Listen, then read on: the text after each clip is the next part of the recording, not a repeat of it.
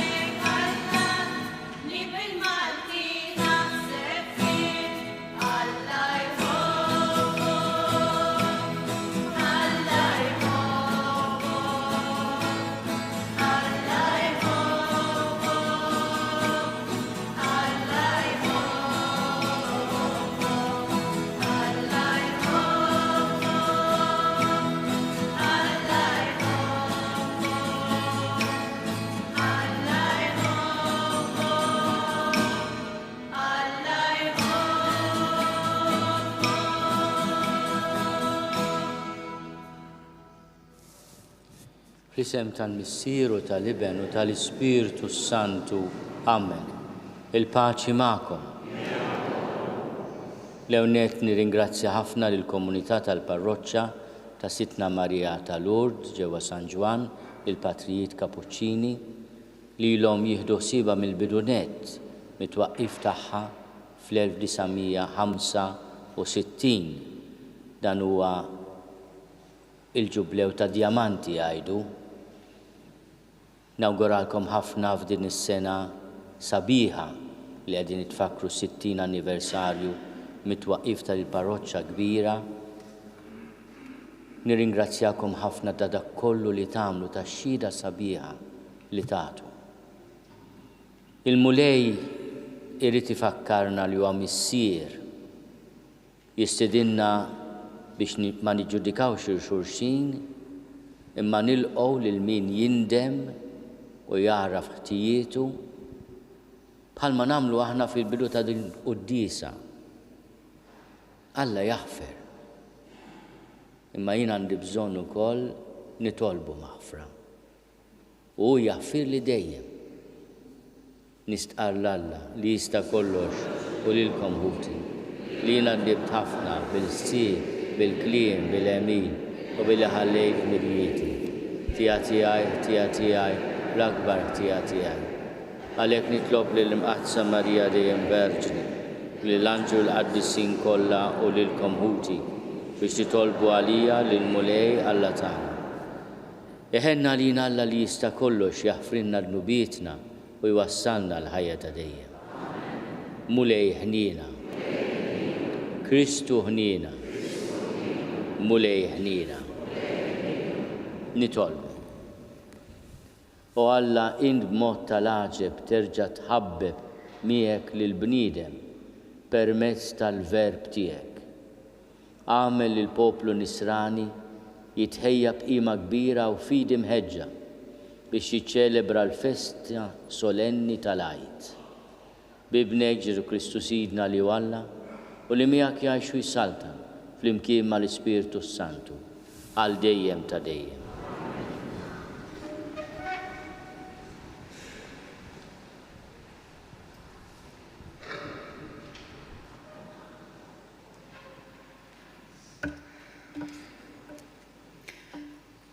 Qari mill-ktieb ta' Ġosuè. F'dak iż-żmien il-mulej qal lil Ġosuè: Illum jien neħejtilkom minn fuqkom l-għajb tal-Eġittu. U liet Iżrael waqfu l-kamp tagħhom f'Gilgal. Hemm fil-witat ta' Ġeriko għamlu l-għajt fil-għaxija tal-14 tax-xahar. U sewwa sew l-għada tal-għajt huma kielu mill-frott tal-art. Ħobsa għażmu u qam ħinkaljat.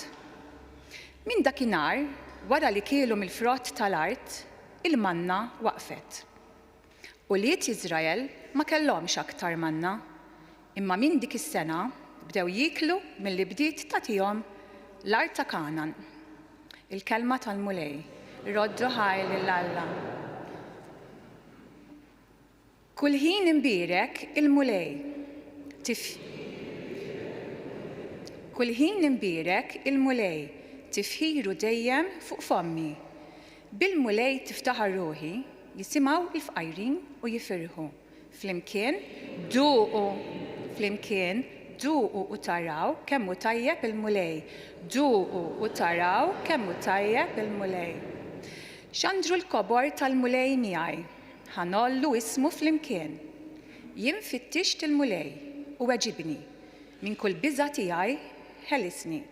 Flimkien duqu u taraw kemm hu tajjeb il-mulej.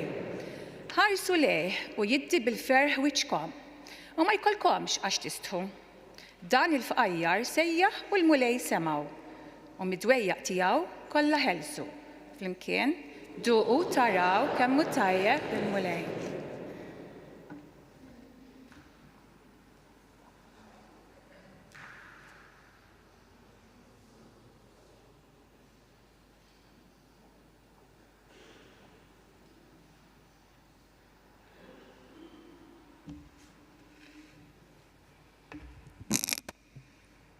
Qari mit-tieni jittra ta' San Pawl Apostlu lill-Korintin.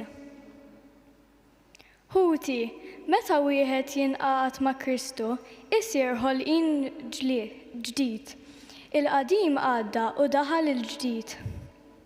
Kollox ġej minn Alla li ħabbibna miegħu innifsu permezz ta' Kristu u tagħna l-Ministru ta' din il-ħbiberija tal-bniedem ma' Alla. Alla kien li ħabeb il-ħolqien miegħu innifsu permezz ta' Kristu. Bla ma qatt iżomm il-kont ta' dnubietom u fdalna l-Ministru ta' din il-ħbiberija. Aħna nagħmluha ta' ambaxxaturi ta' Kristu bħalli kieku Alla stess qiegħed isejjaħ permezz tagħna. Nitolbu fuq li nitolbu fġieħ Kristu. Ħallu li Alla iħabbibkom miegħu. Dak li ma kienx jaf x'inhu dnub, Alla għamlu dnub għalina sabiex aħna nsiru fih ġustizzja ta' Alla. Il-kelma tal-mulej.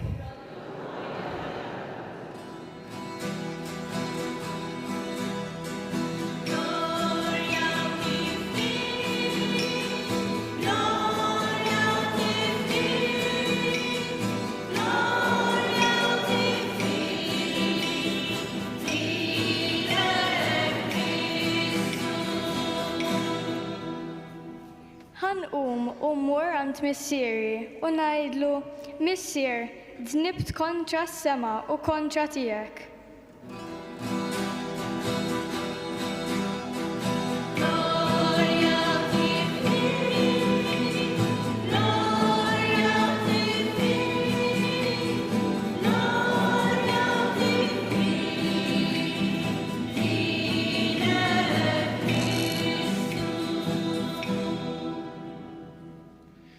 Il-mulej ma'kom. Qari mill-Evanġelu skont San Luqa.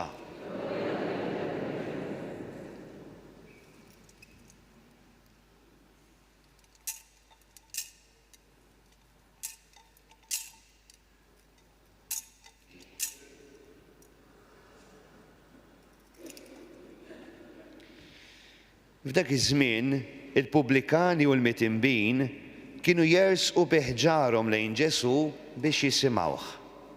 U kemm il-Fariżej u kemm il-kittieba kienu jgemgmu u jgħidu nies midimba jilqa' għandu dan u jiekol magħhom. U Ġesu qabad u qalilhom din il-parabola. Kien hemm raġel li kellu żewġ ulied. Iż-żgħir qal lill-missieru, Missier agħtini s-sem li jmiss lili mill-ġid. U dak qasmilhom il-ġid. Ma kinux għaddew wisq ġranet meta ż-żgħir sar kollox u telaq minn beltu lejn pajjiż imbiet.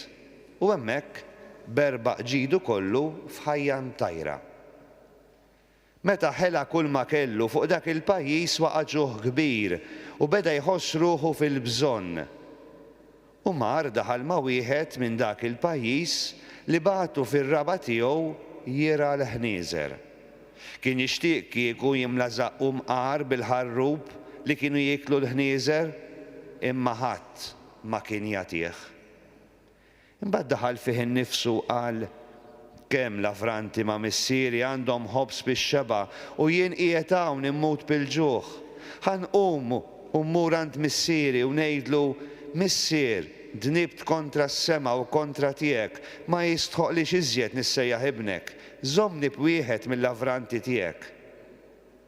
Qam u telaq għal għand missieru. Iżda kif kien għadu fil-bogħod, missieru lemħu u tħassru. U bġirja waħda mar inxteħed fuq għonqu u biesu. It-tifel qallu, Missier, dnibt kontra s-sema u kontra tiegħek, ma jistħoqlix iżjed nissejjaħ ibnek. Iżda l-missier qal lill-qaddejja tiegħu, Isaw, ġibulu l-isbaħ libsa u xiddu ilu, libsuru ċ-ċurkett f'seba u s-sandli f'riġleħ, ġibu l-oġol li msemmen u oqtluh, ħaniklu u namlu festa. Għax dan ibni kien mejjet u reġa' qam, kien mitluf u nstab. U għamlu festa. Mela ibnu l-kbir kien fil-għalqa. Huwa riġa' lura kif wasal qrib id-dar sema daqq u sfin. Sejjaħ wieħed mill-qaddejja u staqsih dak x'kien. Dak qallu hawn ħuk u missierek qatillu l-oġol li msemmen għax reġa' kisbu qawwi u sħiħ. U inkolla u ma rridx jidħol ġewwa, iżda missieru ħareġ jitolbu jidħol.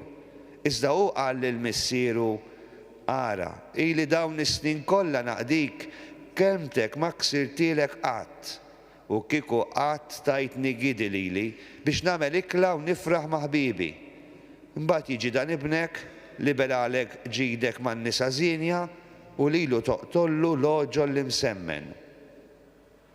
Qallu missieru, ibni inti dejjem miegħi u kull ma hu tiegħi huwa tiegħek. Imma kien meħtieġ li nagħmlu festa u nifirħu għax dan ħuk kien mejjed u reġa' qam, kien mitluf u nstab. Il-kelma tal-mulej.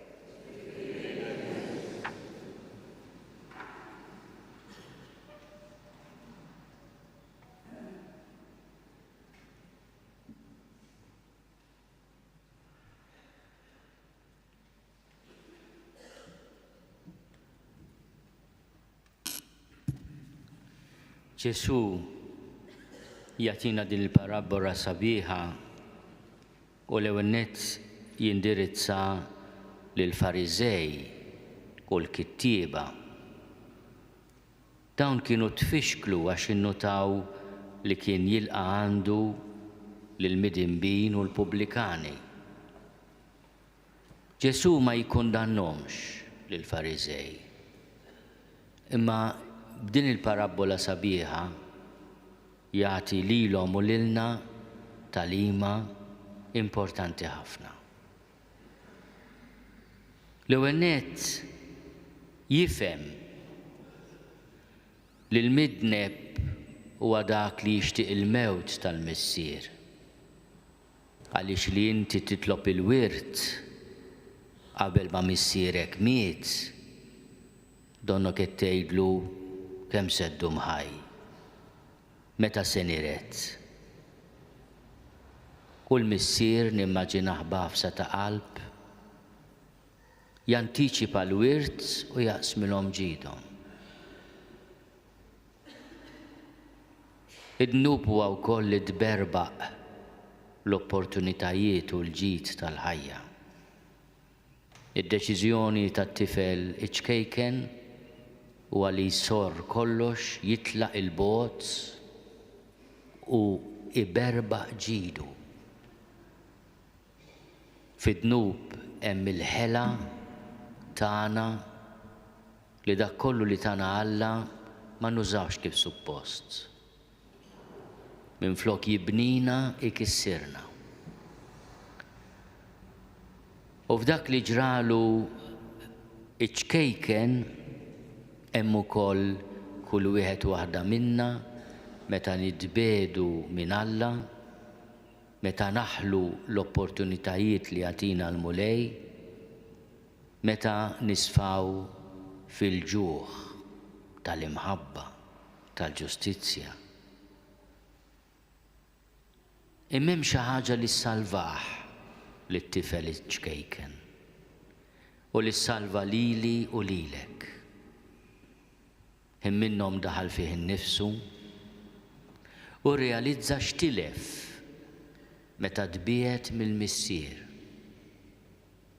Irrealizza li anke l-avranti ta' missieru kienu aħjar minnu li jkun liben, li hu kien liben. Kemm l-avranti ma' missieri għandhom ħajja aħjar minni. Li jien li writt lil missieri u ħlejt ġidi kollu. U x'jagħmel? Jiddeċiedi li jerġa' lura għand il-missier. Imma fil-verità fuq innifsu jgħid dnibt kontra s-sema u kontra missieri. U għal-mument tal-verità u tal-umiltà li jiftaħ tieqa fuq il-ħnina ta' Alla. U ma jipretendix li jerġa' jiġi stmat bħal iben. Jaraf dnubu u jipretendi għalmenu li jkun lavrant, imma almenu fid-dar tal-missier. U hawnhekk hija sorpriża li Ġesu jipprova jgħallem lill-Fariżej u l-kittiba li kienu jafu l-liġi, li kienu jgħixu ħajja eżemplari, kienu nies rispettati. Ir-reazzjoni tal-missier hija ħafna ikbar mid-dnub tat-tifel. Jarah mill-bogħod jitħassru, jiġri għal fuqu, ibusu fuq għoniqu, jordna li libsuh l-aħjar il-bies, jagħtuh iċ-ċurkett tad-dinjità b'sebgħu, is-sandli fejn qabel kien ħafi u jorganizzalu festa bl-oġol imsemmen. Hawnhekk jidħol ħuh il-kbir. Ħuh il-kbir qiegħed jagħmel ix-xogħol li għandu jagħmel. Qiegħed jaħdem l-għalqa. U jisma' id-daqq u sfin.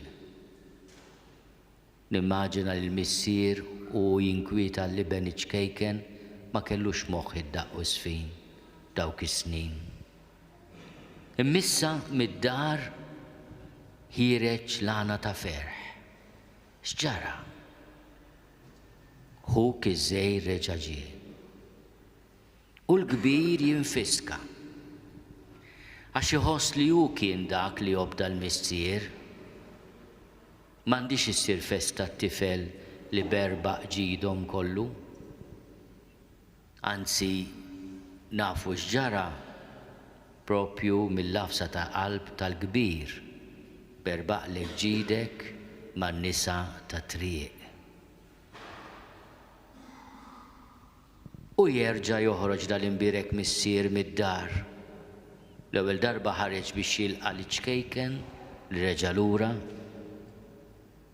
għax kien mitluf u nstab, kun mejjet u reġa' qam, u jerġa' joħroġ mid-dar it-tieni darba, ifittex il-kbir u jgħidlu xi ħaġa żgħiża li għandna bżonn nitalmu għall-koll. Ibni, kull ma għandi huwa tiegħek. Imma kien hemm bżonn li nagħmlu festa. Għax daħuk kien mitluf u nstab, kien mejjed u reġa' qam. Kull ma għandi huwa tiegħek, inkluż qalbi. Għax il-missier kien taħ ġidu, għafdaħ bir-responsabbiltà. Imma kien hemm xi ħaġa li t-tifel il-kbir kien għad baqalu jieħu mingħand missieru, jitgħallem minnu. Il-qalb ta' missier ta' vera. Jien ngħid ta' ta' vera wkoll.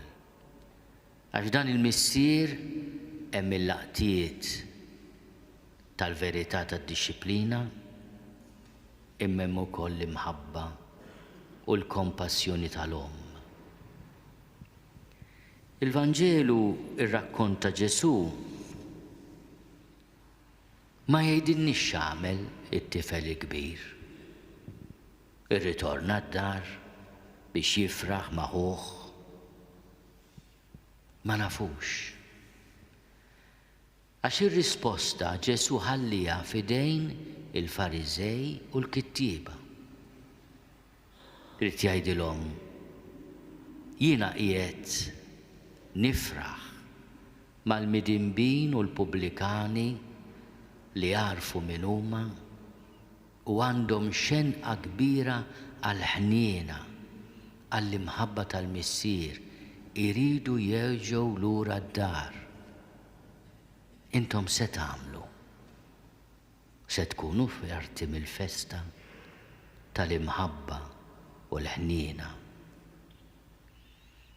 Il-Papa Franġisku għandu din il-frażi: Alla ma jgħja qatt jaħfer. Aħna kultant nejjew nitolbuh maħfra. U forsi nejjew nitolbuh maħfra, jew għax ma rridux nammettu li żbaljajna. Għax jibsa. Li tgħid jiena fattarta, jibsa. Jew inkella għax inħossu li jekk nammettu se jiġġudikawna wisq. ejjew nifmu il-mulej x'inhu jallimna. Napprezzaw il-verità ta' min jaċċetta l-iżbalja.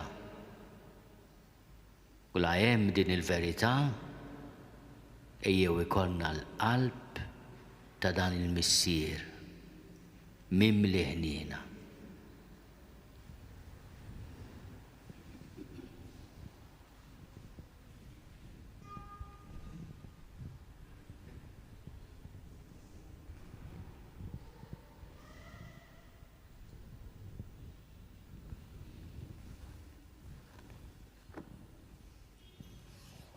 Jina nemmen falla wieħed il-missier li jista' kollox li ħalaq is-sema u l-art. Dak kollu li jidher u dak li ma jirġiex. U mulej wieħed Ġesu Kristu iben waħdini ta' Alla, imnissel minn missier qabel kull żmien. Alla minn Alla, dawl minn dawl, Alla veru minn Alla veru. Imnissel mhux magħmul, natura waħda mal-missier u bih sar kollox. Niżel mismewwiet għalina l-bnedmin u għal-fidwa tagħna u ħal-ġisem bis-seta tal-Ispiritu Santu minn Marija Verġni u sar bniedem. Salbuh għalina bata taħt Ponzju Pilatu, miet u difnuh u fit-tielet jum qam minn bejn l-imwiet skont il-kodba mqazza. Ħotela s-sema u qiegħed fuq l-yemin tal-missier u għandu jerġa' jiġi bil-glorja biex jagħmel ħaq mill-ħajjin u mill-mejtin. U s-salbta tiegħu ma jkollix tmiem. U fl-Ispiritu Santu mulej li jagħti l-ħajja li ġej mill-missier u mill-liben. Li hu mweġġa' flimkien mal-missier u mal-liben u li tkellem f'hom mill-profeti. U fi knisja waħda qaddisa kattolika apostolika nistqarma mudija waħda l-maħfra tad-nubiet u nistenna l-qawma mill-imwiet u l-ħajja ta' żmien li ġej. Amen. Meta il-Madonna deret lil Bernadetta Subiriju, talbita li nitolbu għal ħutna l-mitimbin. Kemm il-darba għaltila biex tagħmel penitenza. Ejjew nitolbu din il-grazzja li aħna li narfu ħtijietna ma nibżgħux nersqu lejn il-maħfra tal-missier. Nitolbu. Nitolbu għal-morda kollha tagħna biex il-marti saffi lilhom u bit-talb tagħhom il-mulej saffi lilna. Nitolbu. Nitolbu ħafna l-Papa Franġisku. Dawn huma ġimgħat ta' tbatija waqt li jirkupra mill-marda kifra li ħakmitu. Nitolbu ħafna lih biex ikollu kuraġġ, paċenzja, fejqan u saħħa. Nitolbu. Nitolbu għal din il-parroċċa ju tfakkar is-60 anniversarju din is-sena ta' twaqqif tagħha biex il-mulej jagħmilkom komunità ta' fidi, ta' tama u ta' mħabba. Nitolbu. Nitolbu għal konfessuri kollha dawk li huma fdati bil-Ministeru tal-Maħfra tar-Rikonċiljazzjoni biex ikunu għaddejja tal-Maħfra ta' Alla aħwa tagħna l-midimbin. Nitolbu. Nitolbu għal predikaturi li f'dawn il-ġranet qaddisa tar-Randan iwasslu l-kelma ta' Alla lil poplu tagħna biex il-mulej jimlilhom qalbhom bil-erf, bil-paċenzja, bl-ispirtu ta' kompassjoni. Nitolbu. Għal daw kollha li f'dawn il-ġranet b'ġenerożità kbira iħejju purċissjonijiet, manifestazzjonijiet ta' devozzjoni għal ġimgħa l-kbira, għal ġimgħa mqazza, għall il-xoxt, biex il-mulej ikun ta' kuraġġ, ta' qawwa u ta' faraġġ għalihom il-koll. Nitolbu. Slima għalik, Marija, bil-grazzja mimlija il-mulej miegħek, imbierka inti fost in-nisa, imbierek il-frott tal-ġuf tiegħek Ġesu. Qaddisa Marija Alla, itlob għalina midinbin, issa u fis-sija tal-mewt tagħna. Amen.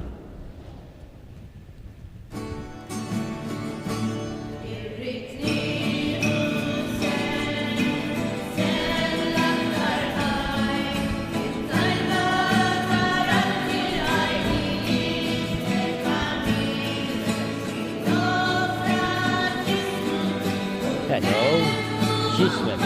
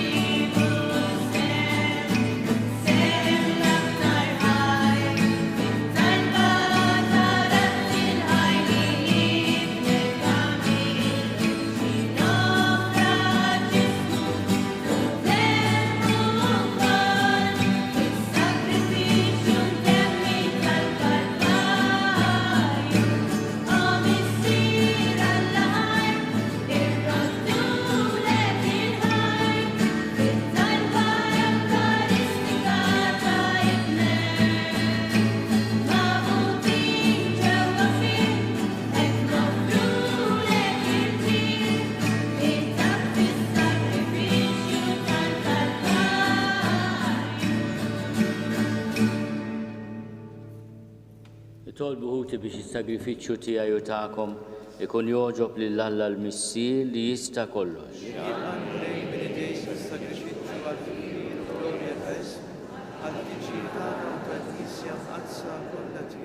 Bil-ferħ ta' qalbna mulej nofrulek is-sagrifiċċju tal-fidwa ta' dejjem.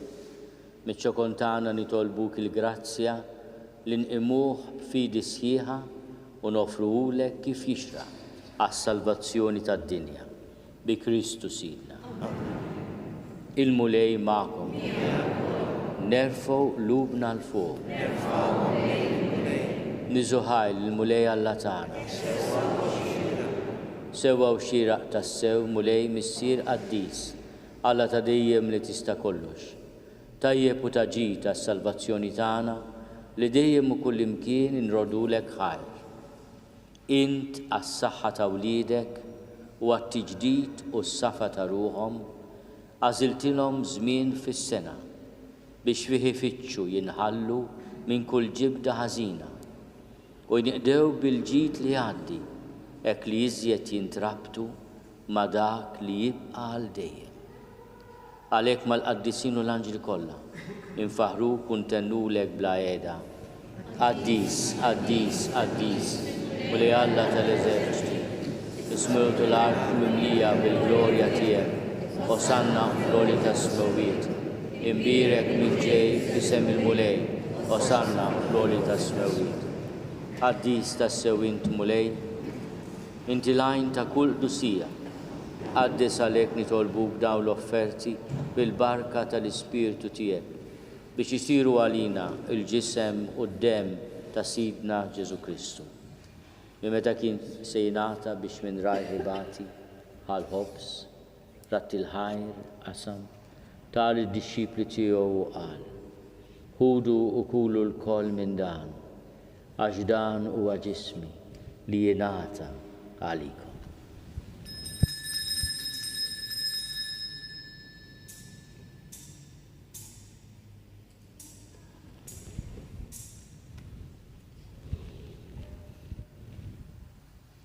Ekku kol wara li klaħal kalċi reġeratti l-ħajr, tali d-disċipli tiegħu u qal: ħudu u xorbu minnu l-koll, għax dan huwa l-kalċi ta' demmi tal-patt il-ġdid li jibqa' għal dejjem.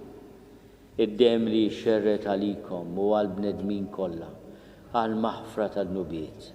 Għamlu dan tifkira tiegħi.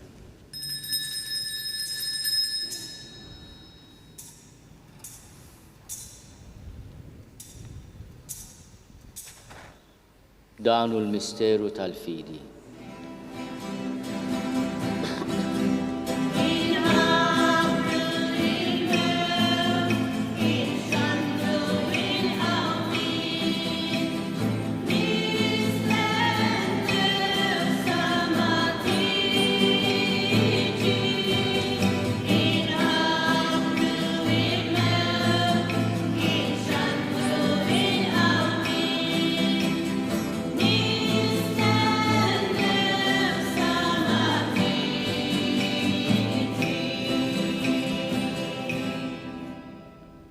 Għalhekk aħna nagħmlu dan tifkira tal-mewt u l-qawmien ta' Sidna Ġesu Kristu, nofrulek Mulej il-ħobs tal-ħajja u l-kalċi tas-salvazzjoni. U rodulek ħajra xogħġbok tilqana hawn quddiemek biex naqduk. U miċ-ċogon tagħna nitolbu li l-Ispirtu Santu jaqadna ġisem wieħed lilna li nieħdu semm il-ġisem u d-dem ta' Kristu. Ftakar Mulej fil-Knisja tiegħek imxerda mad-dinja kollha. Wettaqaf l-imħabba fl-imkien mal-Papa Franġisku, miegħi għaddej tiegħek mingħajr ma jistoli, mal-Isqof Joseph li qed jgħinni, mal-Isqof Anton u mal-Ministri tiegħek kollha. Ftakar ukoll f'ħutna li raqdu bit-tama tal-qawmien, ftakar fil-mejtin kollha, daħalhom quddiemek fid-dawl tas-seb tiegħek. Ħenna lina l-koll nitolbu kagħti lilna wkoll il-wirt tal-ħajja ta' dejjem. Flimkien mal-Verġni Mqazzom Malla Marija, mal-Arus tagħha San Giuseppe, mal-Apostli, ma' Santa Bernadetta Subiru l-qaddisin kollha li jgħixu fil-biberija tiegħek sa mill-bidu tad-dinja. Għamel li magħhom infaħruk u nsebħuk Ġesu Kristu ibnek. Bi Kristu ma' Kristu fi Kristu, jingħata lilek Alla Missi li tista' kollox flimkien mal-Ispirtu Santu, kull ġieħu glorja għal dejjem ta' dejjem. Ejjew nitolbu kif għallimna urina nagħmlu li ben ta' Alla Ġesu għas-salvazzjoni tagħna. Missierna li inti fis-smawiet jitqaddis ismek tiġi saltnatek, ikun li trid kif is-sema ilda fl-art. Ħobsna ta' kuljum għatina llum, aħfrilna d-nubietna għal ma naħfru l-minu ħati għalina. La daħannix li tiġri iżda eħlisna mid-dejn. Eħlisna nitolbuk Mulej minn kull deni. Għatina fit-tieba ħnina tiegħek il-paċi fi żmienna. Biex inkunu ħielsa dejjem midnub u mħarsa minn kull inkwiet. Aħna u nistennew u nittamaw ilejna u l-miġja tas-Salvatur tagħna Ġesu Kristu. Mulej Ġesu Kristu li għaħti l-apostli tiegħek, inħallilkom is-slim natikom is-slim tiegħi. La tħares lejn nubietna, iżda ħares lejn il-fidi tal-Knisja tiegħek. Għatija slimu l-għaqda li jintrid fija, int li tajxu s-saltan għal dejjem ta' dejjem. Il-paċi tal-mulej tkun dejjem ma'kom. Għatu l-paċi lil xulxin. Paċi miegħek. Grazzi. Provinċjali.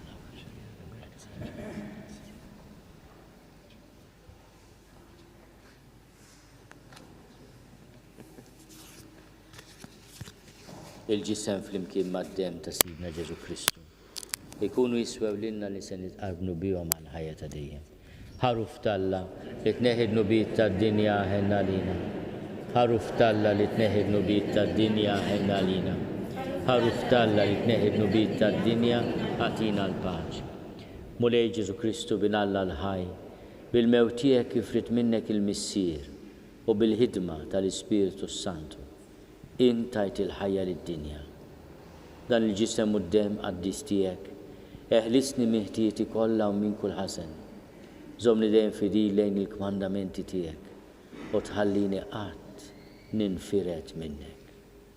Mulej Ġesu Kristu nitolbok li din itqarbina bil-ġisem u d-dem tiegħek ma tkunx il-kundanna tiegħi, iżda l-ħnina tiegħek tkun għalija l-ħarsien u l-fejqan ta' ruħi u ta' ġismi.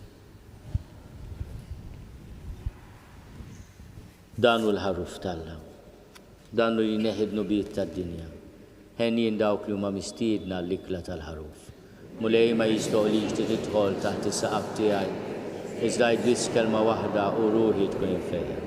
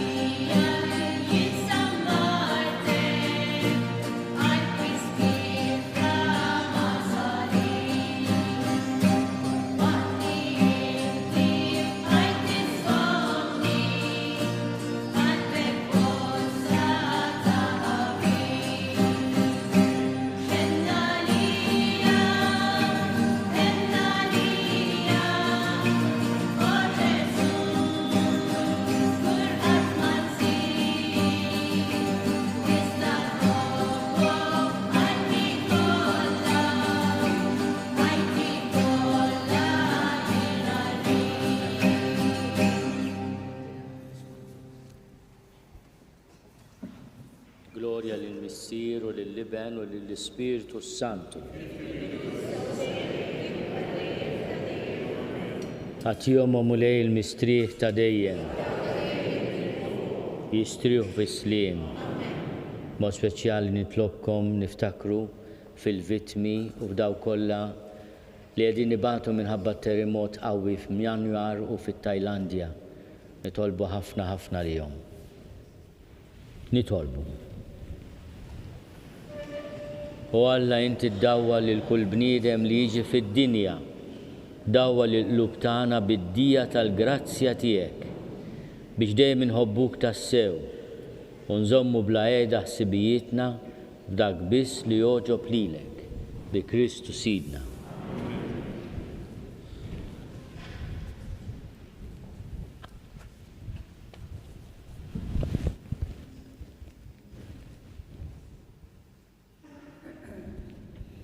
Il-mulej ma'kom. Ikun imbirek isem il-mulej. L-għajnuna tagħna f'isem il-mulej. Iberikkom Alla li jista' kollox il-Missier u Liben u l-Ispiritu Santu. Morru fil-paċi ta' Kristu.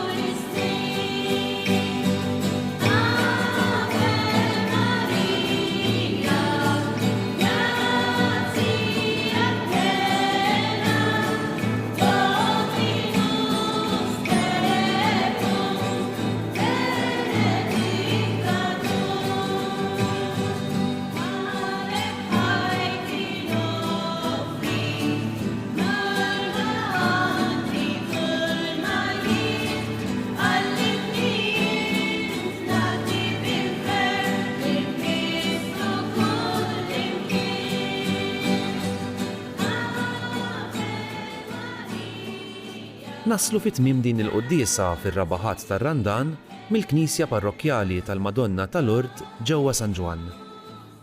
Hekk kif qed inkomplu noqorbu lejn il-ġimgħa mqazza, inħeġġukom sabiex fil-ġranet li ġejjin tattendu għall-eżerċizzji spiritwali fil-parroċċi kif ukoll il-purċissjoni tad-duluri. Infakkarkom li kull min jixtieq jgħin l-Arċidjoċesi ta' Malta tkompli ħidmietha bix-xandir tal-quddies jista' jagħti donazzjoni online jew permezz ta' ċekk indirizzat lil Arċidjoċesi ta' Malta u iktbulna li tixtiequ li d-donazzjoni tagħkom hija għal dan il-għan. Aktar dettalji jinsabu fuq knisja.mt/donazzjonijiet. Grazzi tal-inqattu magħna. Nawguralkom il-komplament tal-ħadd it-tajjeb.